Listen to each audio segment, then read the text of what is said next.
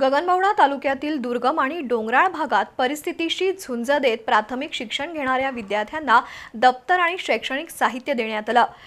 एकल पालकत्व, अनाथ, आश्रित आणि गरजू विद्यार्थ्यांच्या हाती सह्यागिरीची दप्तर पाटी आणि पाटीवर शाबासकीची थाप देण्यासाठी हा कार्यक्रम नुकताच तिसंगीतल्या दत्ताजीराव मोहिते पाटील विद्यालयात संपन्न झाला।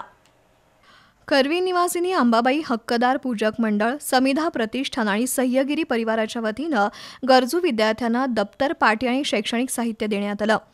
नवीन शैक्षणिक वर्षात शिक्षणाचा आरंभ करणाऱ्या विद्यार्थ्यांना शिकण्याचं बळ आणि प्रेरणा देण्यासाठी सह्यागिरी दप्तर पाटी योजना सुरू करण्यात आल्याचं संस्थेचे अध्यक्ष रघुनाथ शिंदे यांनी सांगितलं। या योजनेअंतर्गत गगनबावडा तालुक्यातील प्राथमिक आणि माध्यमिक शिक्षण घेणाऱ्या 107 गरजू विद्यार्थ्यांना वर्षभर पुरेल एवढं शैक्षणिक साहित्य देण्यात आलंय।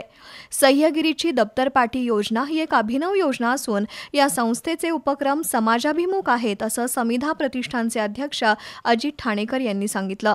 यावेळी सुश्रुत मुनीश्वर, श्री अंबाबाई हक्कदार पूजक मंडळाचे माधव मुनीश्वर, ऐश्वर्या मुनीश्वर, सुहास पाटील, श्रीकांत पाटील, सह्यागिरी परिवारातील क्रांतिसिंह सावंत, नामदेव खाडे, रखमाजी पाटील, संजय देसाई, तानाजी तेली, अमृता पाटील, मारुती साबळे, सुप्रीम शिंदे उपस्थित होते।